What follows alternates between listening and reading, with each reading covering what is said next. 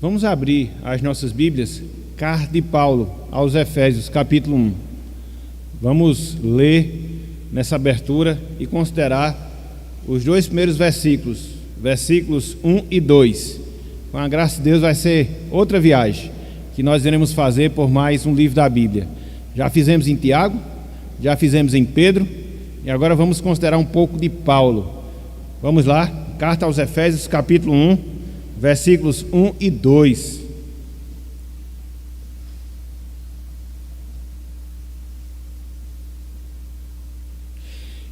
Irmãos, amigos, diz-nos o seguinte, palavra do Senhor. Carta aos Efésios, capítulo 1, versos 1 e 2. Diz-nos o seguinte: Paulo, apóstolo de Cristo Jesus, por vontade de Deus, aos santos que vivem em Éfeso e fiéis em Cristo Jesus, graça a vós outros e paz da parte de Deus nosso Pai e do Senhor Jesus Cristo. Até aqui, até o versículo 2, que o Senhor nos abençoe e que Ele aplique a sua santa palavra em nossos corações. Amém.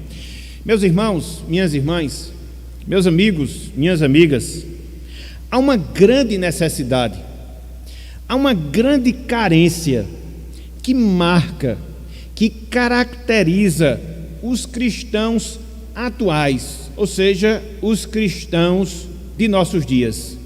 Dentre várias necessidades, dentre várias carências, nós precisamos, principalmente nos nossos dias, conhecer de maneira mais clara, conhecer de maneira mais profunda o ensino bíblico acerca da igreja, o ensino bíblico acerca da igreja de Cristo. Nós temos essa falta, nós temos essa necessidade. E quando nós falamos igreja de Cristo, nós estamos falando nos seus mais variados aspectos. Igreja de Cristo no seu sentido local, como nós temos aqui, a Igreja Evangélica Congregacional Conservadora das Malvinas, é a Igreja de Cristo neste local. Não só isso, a igreja que nós chamamos de Igreja Militante, que é a igreja cristã que se espalha por toda a terra e que está aqui batalhando, vivendo as verdades do Evangelho. Igreja também no seu sentido triunfante, que são aqueles irmãos, aquelas irmãs nossos, que em virtude da morte não vivem mais neste mundo, mas compõem a Assembleia dos Santos lá nos céus, já na eternidade. E a igreja no seu sentido glorioso, que nós iremos ver na consumação de todas as coisas, quando nós, quer seja os crentes vivos transformados, quer seja os crentes glorificados, vamos nos unir, formando um só corpo, formando uma só igreja, a que nós chamamos de Igreja Gloriosa de Jesus Cristo.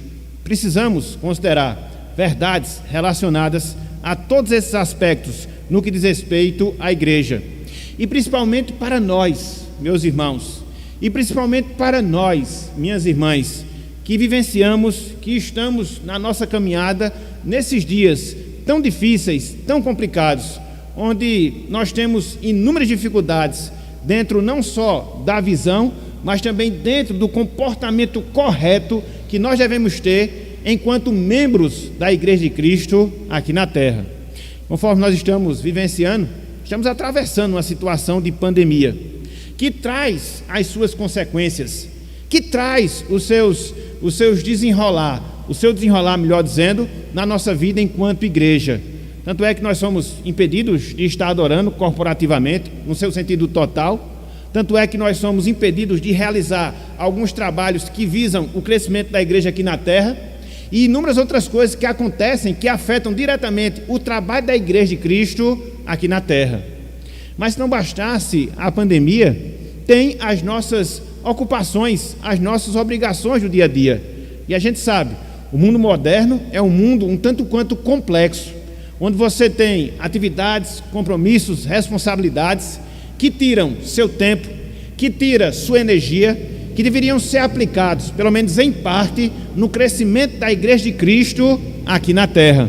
outra dificuldade, outro problema que nós enfrentamos. Mas não só isso, temos também aquilo que nós chamamos de espírito individualista, que infelizmente caracteriza o mundo no qual nós vivenciamos, onde muitas vezes nós tratamos com indiferença o nosso irmão e não experimentamos a comunhão cristã na sua profundidade, na sua totalidade em relação às nossas vidas. E aqui eu podia passar a noite todinha trazendo alguns aspectos que formam essas dificuldades da nossa vida enquanto elementos, enquanto componentes da Igreja de Cristo aqui na terra. Então, repito, nós temos uma necessidade. Então, repito, nós temos uma carência de quê? De conhecer de maneira mais clara. De quê? De conhecer mais profundamente a doutrina bíblica, o ensinamento bíblico em relação à Igreja de Cristo nos seus mais variados aspectos. Nesse sentido, meus irmãos, nesse sentido, meus amigos, a carta de Paulo aos Efésios vem em nosso auxílio, vem para nos ajudar, vem para nos auxiliar. O tema central, o assunto central que nós encontramos neste livro que nós iremos considerar é a Igreja gloriosa de Cristo, a Igreja gloriosa do Senhor. E a gente vai ver ao longo de todas as meditações essa verdade sendo realçada, essa verdade sendo ensinada nos 6 capítulos que nós temos diante de nós, a Igreja gloriosa de Cristo.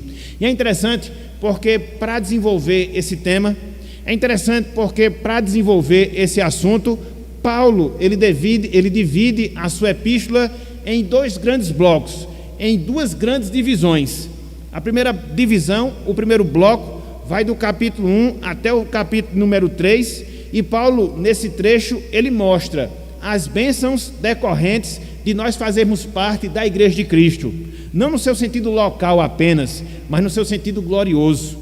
Ou seja, a bênção de termos sido escolhidos por Deus desde antes da fundação do mundo, para que agora nós fizéssemos parte do corpo de Cristo aqui na terra. Então, entre os capítulos 1, 2, 3, Paulo ele vai esmiuçar toda essa verdade, toda essa realidade. É por isso que no versículo 3 do capítulo 1, ele fala, olhem aí nas suas Bíblias, Efésios capítulo 1, versículo 3, ele diz: bendito Deus e Pai de nosso Senhor Jesus Cristo, que nos tem, veja, abençoado, com o quê? Com toda a sorte de bênçãos espirituais, aonde? Nas regiões celestiais em Cristo.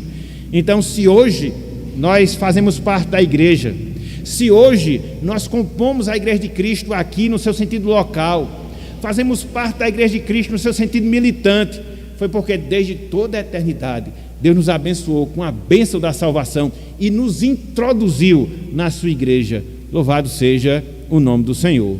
É a primeira divisão. Mas não só isso, existe uma segunda grande divisão nessa carta de Paulo aos Efésios, que vai do capítulo 4 até o versículo 6, onde em todo esse trecho o apóstolo Paulo ele aponta as implicações, as obrigações que recaem sobre as nossas vidas pelo fato de fazermos parte da Igreja de Cristo, no seu sentido espiritual e também no seu sentido físico, no seu sentido local. E nesse trecho Paulo ele mostra justamente isso, a necessidade que a necessidade que você, a necessidade que todos nós temos de vivermos em santidade, de vivermos em temor, pelo fato de sermos Igreja de Cristo aqui na terra.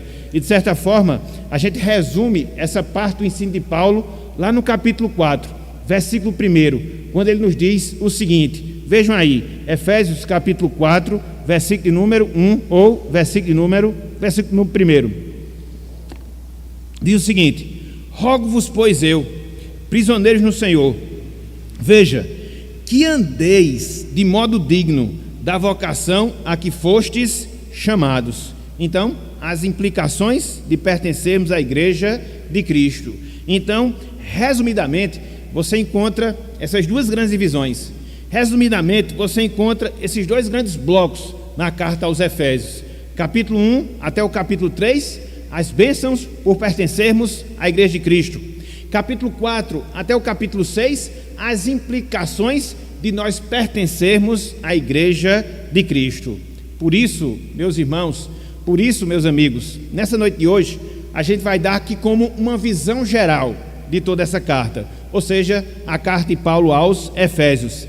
E a gente vai fazer como? Começando pelo começo, começando pelo início, ou seja, a saudação inicial que Paulo ele dá, versículo 1, versículo 2, conforme acabamos de ler. E o tema, o título da nossa mensagem, nesse sentido é a gloriosa Igreja de Cristo. A gloriosa Igreja de Cristo. Então, nessa nossa abertura, nessa visão geral que nós vamos dar da carta aos Efésios, a gente vai dividir a nossa mensagem, a gente vai dividir a nossa pregação em 1, 2, 3 pontos. Em primeiro lugar, a gente vai ver o emitente da carta aos Efésios, quem foi que escreveu, quem foi que emitiu essa carta. Em segundo lugar, a gente vai considerar os destinatários da carta, no caso, os Efésios. E, em terceiro lugar, a gente vai considerar a saudação que o autor dessa carta faz aos Efésios. Afinal de contas, nós estamos diante de uma carta. Afinal de contas, nós estamos diante de uma epístola. E nessa parte inicial, como é costume do apóstolo Paulo, a gente sempre observa esses 3 aspectos: quem está escrevendo a carta, a quem a carta está sendo destinada e a saudação inicial que está sendo feita no início dessa carta. Então, vamos seguir esse roteiro, vamos trabalhar esses versos, vamos dar alguns desdobramentos para que a gente possa ter essa compreensão geral do livro que nós temos diante de nós. Então, primeiro ponto, o emitente da carta, versículo 1, capítulo 1, parte inicial. Aqui nós encontramos Paulo, apóstolo de Jesus Cristo, por vontade de Deus. Paulo, apóstolo de Jesus Cristo, por vontade de Deus. Quando a gente lê, meus irmãos, quando a gente lê, meus amigos, este verso, ou a parte inicial desse verso, fica muito evidente, fica muito patente, fica muito clara o quê? Que Paulo de fato foi o autor. Paulo de fato foi o escritor da carta aos Efésios. Por essa declaração inicial, fica muito fácil de nós podermos chegar a essa compreensão. Paulo, meus irmãos, meus amigos, conforme nós lemos lá em Atos capítulo 19, ele foi o fundador, a pessoa que implantou a igreja na cidade de Éfeso. Mas não só isso, Paulo também se viu como missionário e como pastor daquela igreja por um espaço de aproximadamente 2 anos e meio, 3 anos. E a gente viu, de certa forma, esse relato na leitura que nós acabamos de fazer. Então, essa igreja que nós temos aqui, a igreja de Éfeso, fruto do trabalho missionário, fruto da implantação do apóstolo Paulo, ocorreu justamente na sua 3ª viagem missionária, por volta do ano 53, 55 da nossa era. Então, a partir dessas informações, a partir desses relatos, sobretudo daqueles que nós vimos em Atos 19, a gente chega a uma conclusão. Paulo, de certa forma, era familiar àqueles irmãos, tinha um conhecimento em relação a alguns deles. Por quê? Foi ele que implantou a igreja. Por quê? Foi ele que passou quase 3 anos à frente daquela igreja e agora, inspirado por Deus, ele está escrevendo uma carta para aquela igreja. Então, isso já serve de informação inicial, para que a gente possa ter essa compreensão da carta aos Efésios. Mas não só isso. Em segundo lugar, a gente pode destacar aqui também, que quando Paulo ele escreveu a sua carta para os Efésios, ele estava preso na cidade de Roma.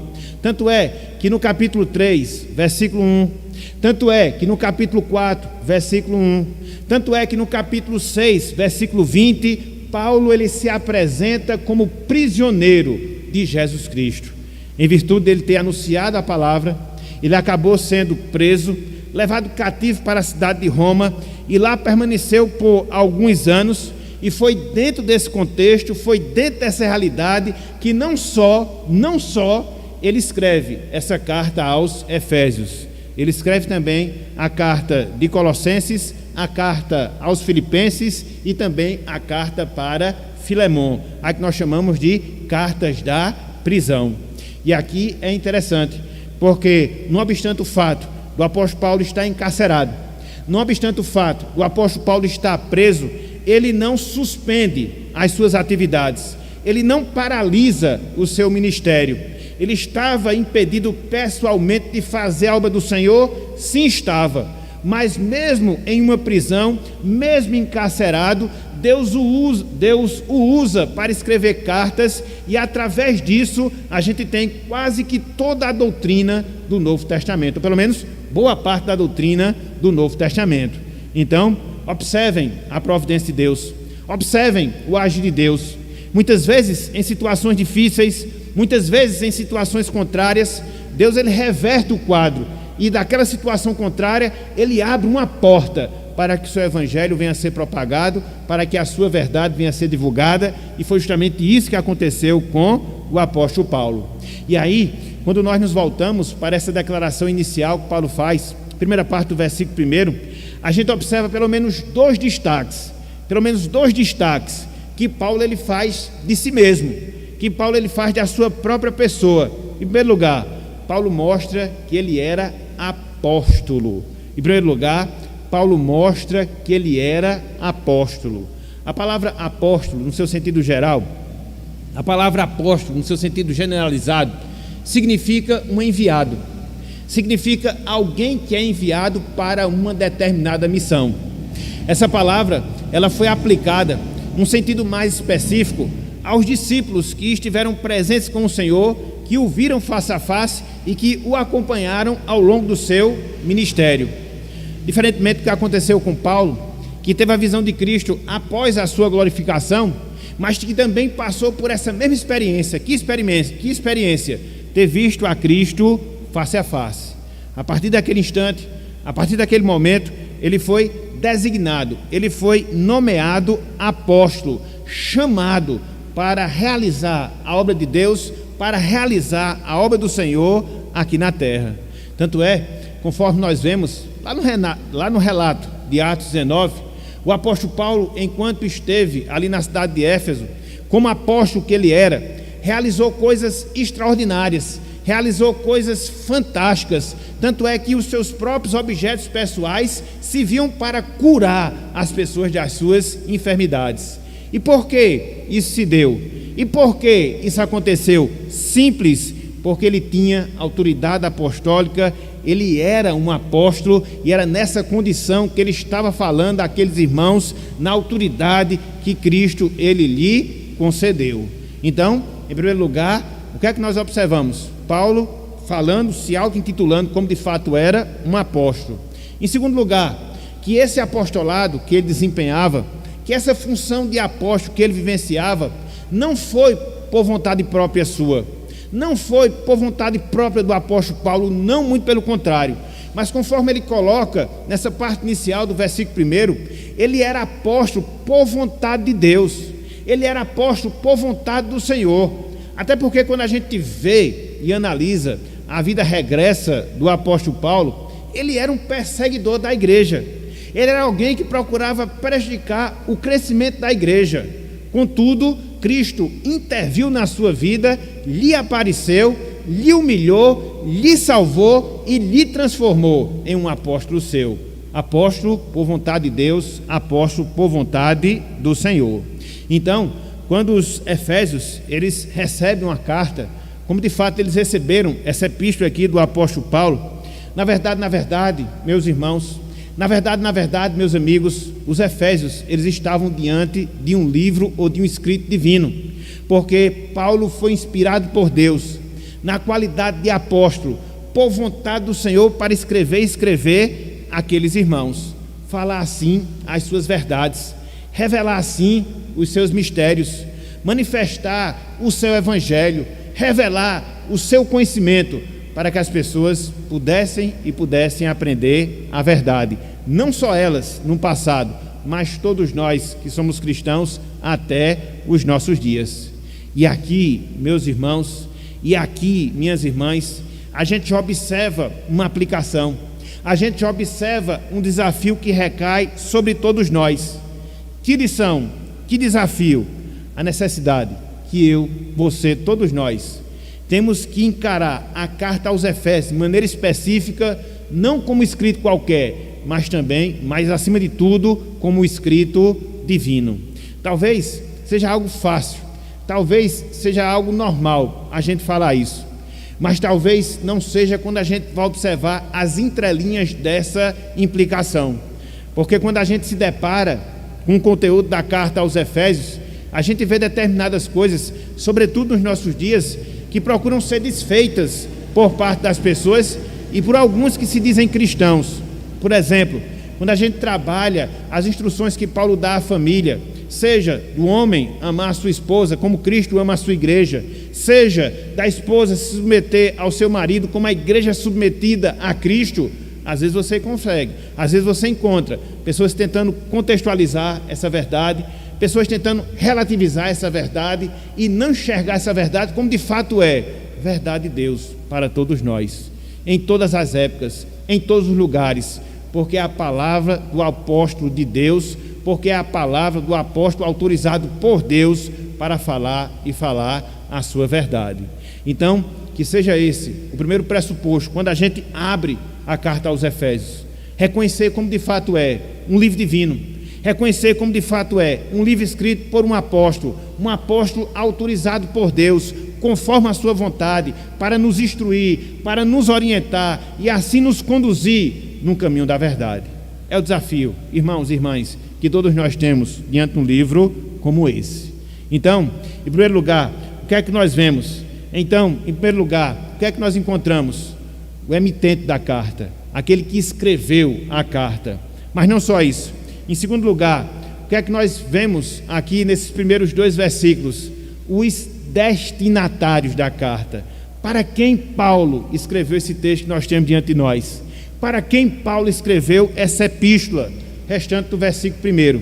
Efésios capítulo 1, restante do versículo 1. Diz o seguinte: aos santos que vivem em Éfeso e fiéis em Cristo Jesus. Aos santos que vivem em Éfeso e fiéis em Cristo Jesus. Então, conforme nós observamos aqui nessa abertura, Paulo dirige a sua carta aos cristãos da igreja na cidade de Éfeso. Apesar de algumas pessoas nesses últimos anos tentarem duvidar desse fato, a grande verdade é que isso não pode ser negado, não pode ser contestado. Em termos de informações acerca da cidade de Éfeso, a cidade de Éfeso era uma das 5 maiores cidades do Império Romano, conforme nós encontramos na história secular.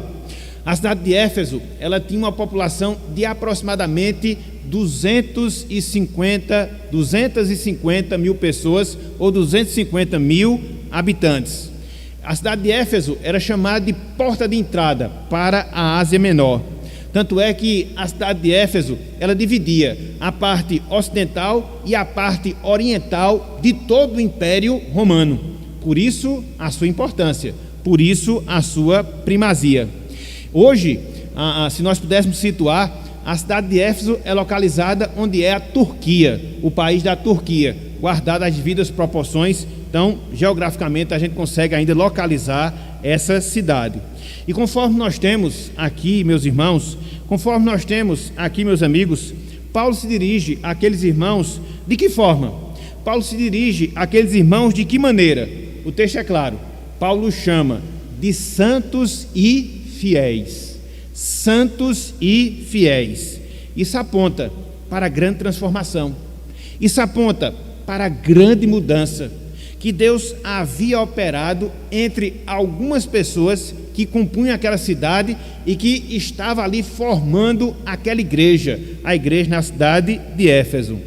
Éfeso, meus irmãos, meus amigos, era um centro de idolatria e ocultismo. Éfeso era um centro de idolatria e ocultismo. A cidade era conhecida por abrigar o templo da deusa Diana, no latim, ou da deusa Artemis, no grego, que era a deusa da fertilidade. E, de certa forma, a gente viu na leitura de Atos, capítulo 19. É interessante que o templo da deusa Diana, ou Artemis, era uma das 7 maravilhas do mundo antigo. Se Se você depois entrar na internet, dar uma googada, você vai encontrar, inclusive, algumas réplicas de como era esse templo da deusa Diana. De fato, era algo grandioso. Nele, no templo da deusa Diana, se encontrava a sua imagem, não é? E que se falava que essa imagem de Diana havia caído de Júpiter. Inclusive, o próprio texto de Atos também mostra esse fato, mostra essa realidade. Era justamente por causa disso que parte da economia daquela cidade se baseava na fabricação de nichos, de santinhos da deusa Diana, que eram vendidos, que eram comercializados para poderem ser adorados, e de certa forma a grande base econômica da cidade vinha justamente disso aí. Daí a revolta de Demétrio, conforme nós observamos, porque na medida que Paulo prega o evangelho, na medida que Paulo anuncia a palavra, as pessoas se convertem ao cristianismo, abandonam a idolatria, e estava gerando um prejuízo econômico dentro da cidade de Éfeso. E há todo aquele motim, toda aquela discussão, conforme a gente vê na segunda metade do capítulo 19, lá do livro de Atos. Mas não só isso.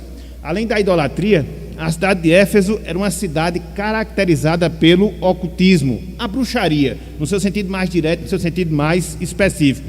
Tanto é que a gente vê o reflexo da pregação de Paulo nesse sentido, onde alguns que praticavam artes mágicas se convertem também ao cristianismo e chegam a queimar os seus livros envolvidos em relação a essa ciência do ocultismo, da bruxaria, e há também um impacto positivo que o evangelho gera naquelas pessoas. É por isso, meus irmãos, é por isso, minhas irmãs, que não obstante a idolatria, não obstante o ocultismo, agora para alguns daquela cidade, Paulo chama de santos e fiéis em Cristo Jesus. Ou seja, de uma maneira tão profunda, ou seja, de uma maneira tão poderosa, Deus transformou completamente a vida de algumas pessoas, fazendo com que elas fossem agora separadas para Deus, consagradas para o Senhor, e vivessem em confiança e esperança em Deus, vivessem em confiança e esperança no Senhor. E isto, meus irmãos, e isto, minhas irmãs, nos aponta para uma verdade. Isso nos aponta para uma realidade. Que verdade, que realidade! O Evangelho, ele transforma vidas de maneira poderosa. Não obstante o paganismo, não obstante o ocultismo, não obstante a religiosidade, não obstante o tradicionalismo, o que a gente vê de fato, o que a gente vê de verdade é a capacidade transformadora que a palavra de Deus gera na vida das pessoas, como gerou aqui na cidade de Éfeso. Como gerou na cidade de Éfeso.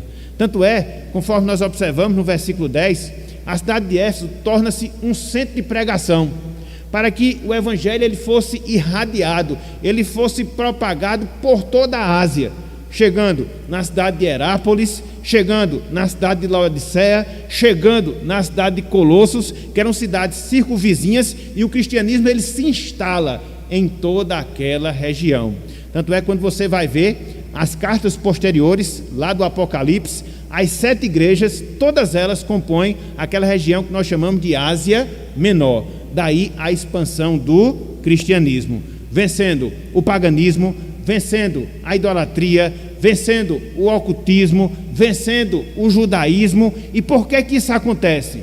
Porque a palavra de Deus, ela é poderosa para transformar, para salvar, para mudar vidas e fazer com que estas vidas se prostrem verdadeiramente aos pés de Cristo, aos pés do Senhor.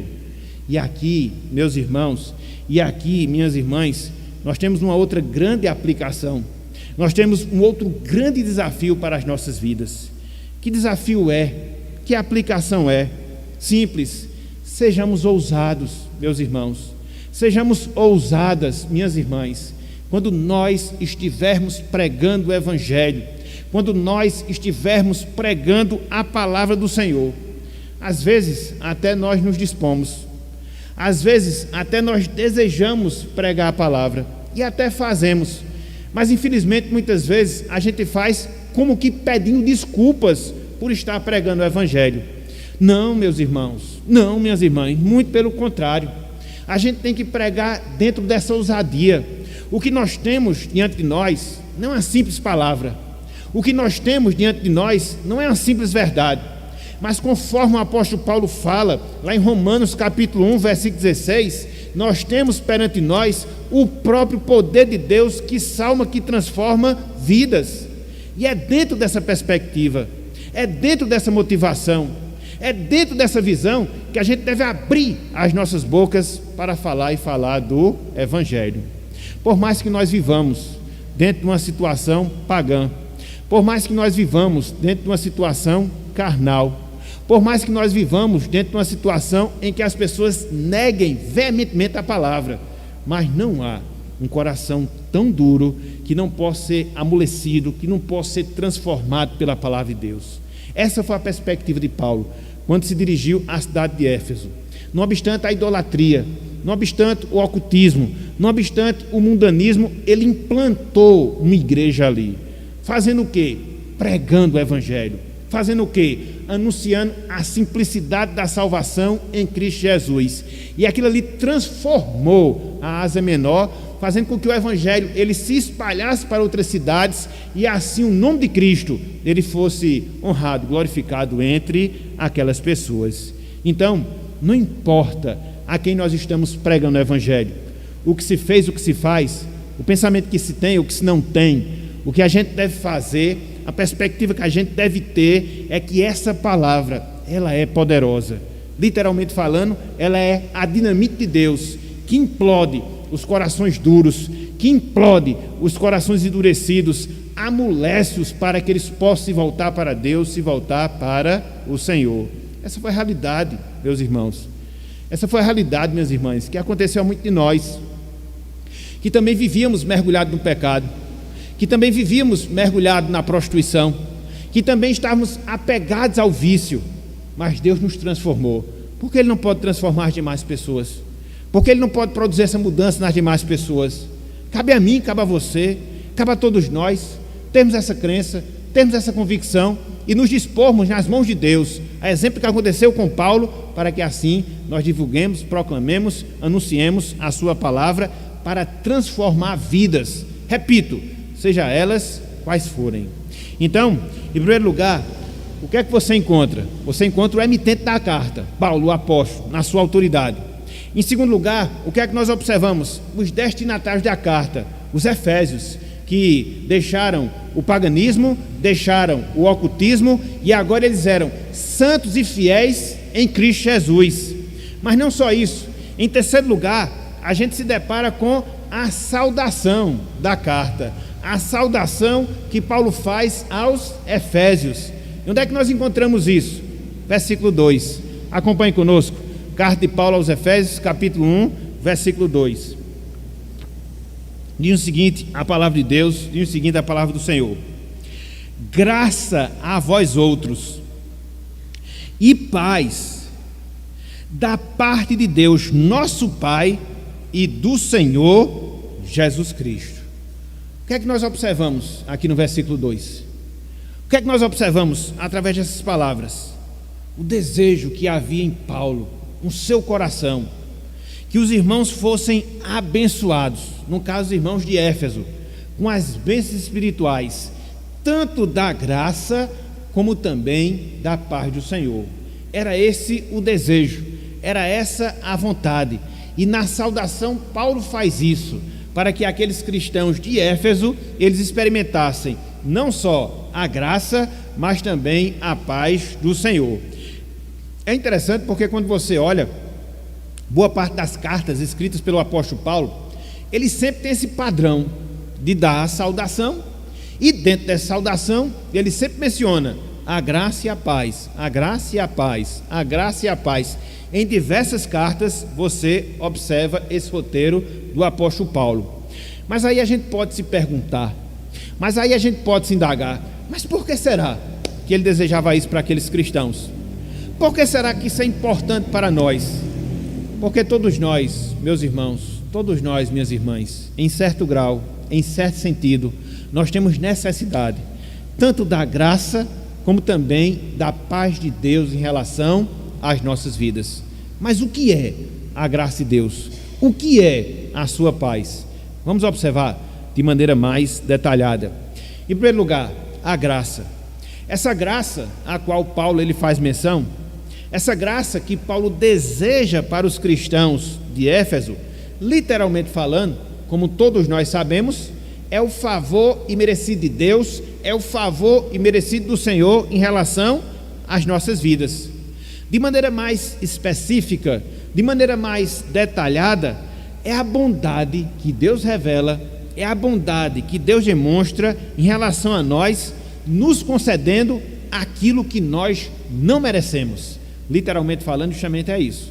Graça é a demonstração bondosa de Deus, concedendo ao seu povo, no caso, a cada um de nós, aquilo que a gente não merece, aquilo que a gente não merece. A salvação, porque é uma dádiva de Deus graciosa, as bênçãos espirituais, porque também são dádivas graciosas de Deus, os dons que nós recebemos também da parte de Deus.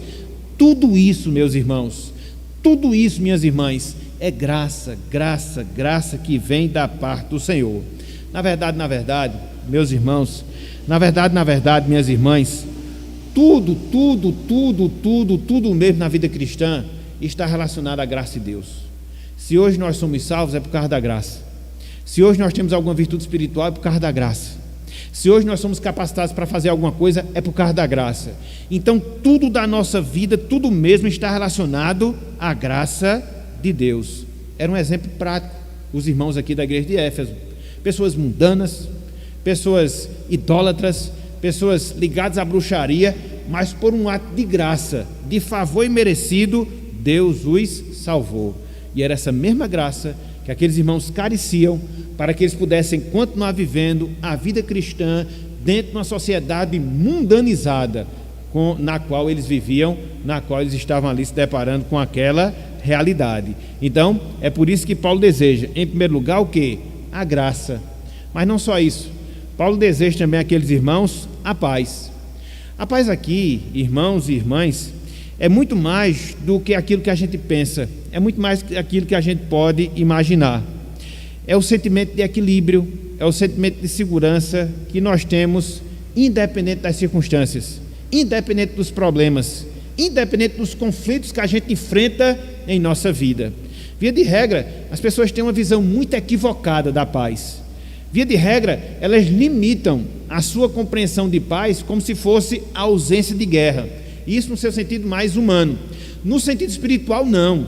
É você ter essa mesma paz, é você ter esse mesmo equilíbrio, mesmo estando em uma situação conflituosa, mesmo estando em uma situação de tribulação, mesmo experimentando uma situação de problema. Essa é a paz a qual Paulo faz menção aqui nesse texto. É uma paz espiritual, é uma paz que advém da nossa salvação, pelo fato de nós estarmos reconciliados com Deus, pelo fato de que os nossos pecados foram perdoados pelo Senhor, pelo fato de que a ira de Deus não está mais recaindo sobre nós, e agora nós temos comunhão com Ele, agora nós fazemos parte da sua família, na verdade agora nós somos seus filhos. Então por causa disso, agora nós desfrutamos dessa paz. Louvado seja o Senhor. E era justamente isso que os irmãos iriam precisar.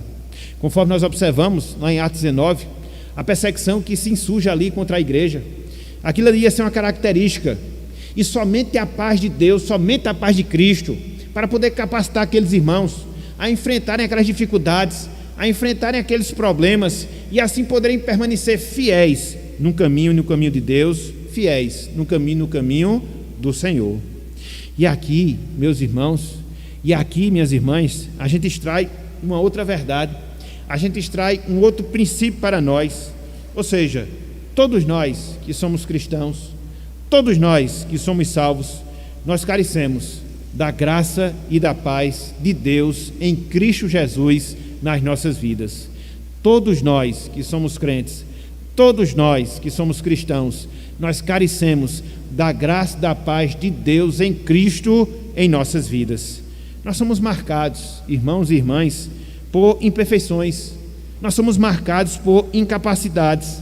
Diante disso, quem é que garante a capacitação para podermos fazer a vontade de Deus, para podermos cumprir o propósito do Senhor? Quem? A graça de Cristo nas nossas vidas.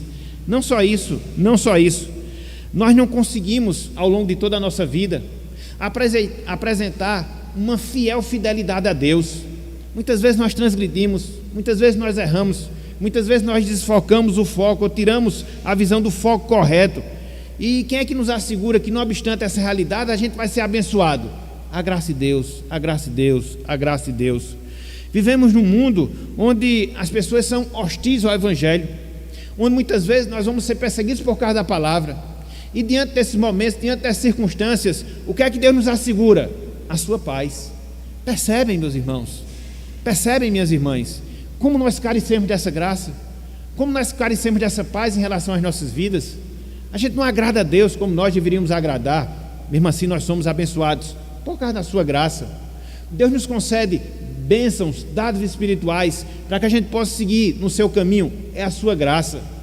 Deus nos concede a paz em meio aos conflitos da nossa vida. É a sua paz. Então tudo na vida cristã está baseado na graça e na paz de Deus em Cristo Jesus em relação às nossas vidas. Por isso, meus irmãos, por isso, minhas irmãs, nós devemos estar clamando, nós devemos estar pedindo, nós devemos estar suplicando incessantemente, constantemente, para que Deus cada vez mais nos agracie, para que Deus cada vez mais nos conceda da sua paz. E assim, e somente assim, a gente possa seguir firmemente no caminho de Deus em relação às nossas vidas. Hoje, por exemplo, estamos vivendo dias de intranquilidade, às vezes até preocupados em relação ao amanhã, seja com o temor de adquirir um vírus, seja com o temor de passar por algumas dificuldades provenientes dessa situação calamitosa que nós estamos vivenciando. E o que é que vai assegurar a tranquilidade nos nossos corações? A paz de Cristo.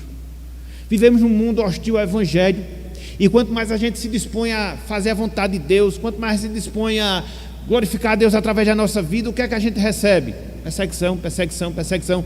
Por isso nós precisamos da paz de Cristo nas nossas vidas. Somos incapazes, nós, por nós mesmos, de fazer a vontade do Senhor, de cumprir a sua palavra. Então nós precisamos de capacitação para isso. Quem é que nos proporciona? A graça de Cristo. Então nós precisamos constantemente dobrar os nossos joelhos, quer seja em termos individuais, quer seja em termos coletivos, clamando, pedindo a Deus mais graça, mais paz, mais graça, porque sem esses dois elementos, a vida cristã, meus irmãos, minhas irmãs, ela fica impossível. Consideremos isso. Sem graça, sem paz, a vida cristã, ela fica impossível de ser vivida. Por isso nós precisamos, por isso nós carecemos, e não é sem razão que o apóstolo Paulo faz esse desejo em relação àqueles irmãos, a graça e a paz de Deus em Cristo Jesus. Muito bem, na noite de hoje, o que foi que nós vimos? Nós iniciamos as nossas considerações dentro da carta de Paulo aos Efésios, vendo o que? Quem emitiu a carta, vendo o que? A quem destinou-se a carta, vendo o que? A saudação da carta em si. E conforme nós falamos, qual é o tema central da carta aos Efésios? A igreja gloriosa de Jesus Cristo.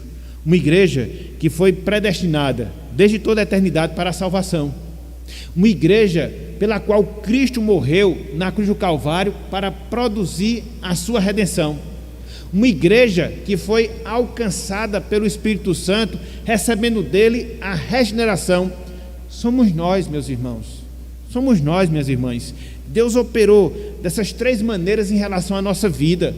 Nos destinou desde toda a eternidade para a salvação. Enviou seu Filho para morrer no Calvário, para consumar a nossa redenção.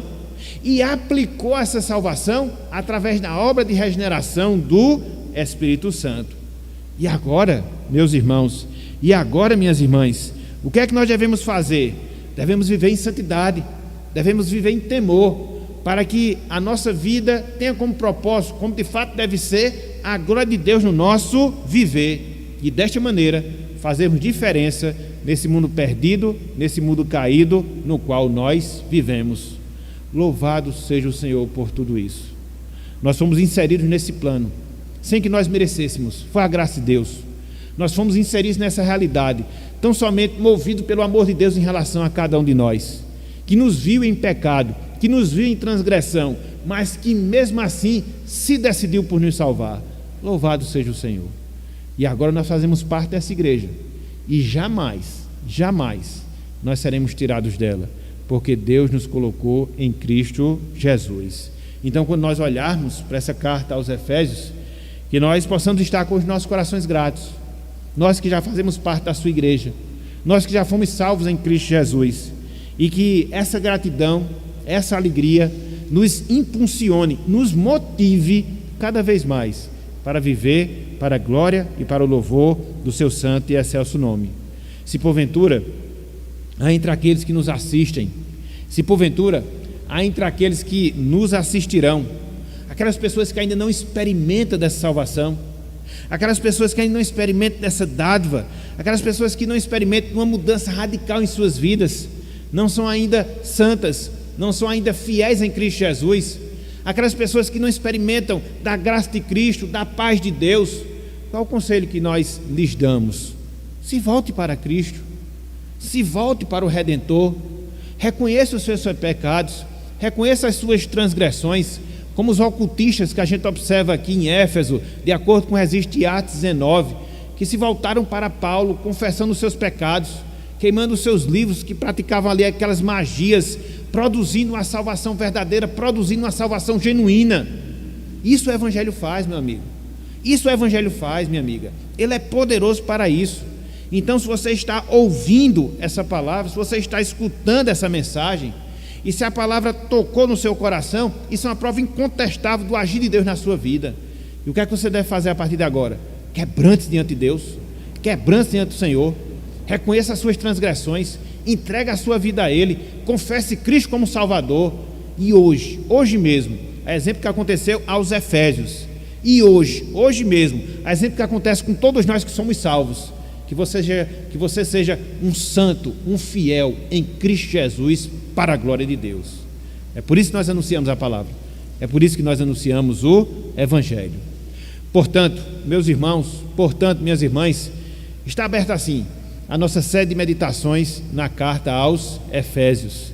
Então, que nós possamos ler esse livro, que nós possamos ler essa epístola, e com a graça de Deus, a gente vai considerar versículo a versículo, para ver tudo aquilo que Deus nos ensina acerca da gloriosa igreja de Cristo que somos nós. Então, que Ele nos abençoe, que Ele aplique a sua palavra no nosso coração, e que cada vez mais Ele nos dê a visão certa e o comportamento correto que nós devemos ter, não só da igreja, mas enquanto membros da igreja de Cristo, a igreja gloriosa do nosso Salvador. Que Ele nos abençoe e aplique a sua palavra em nossos corações. Amém.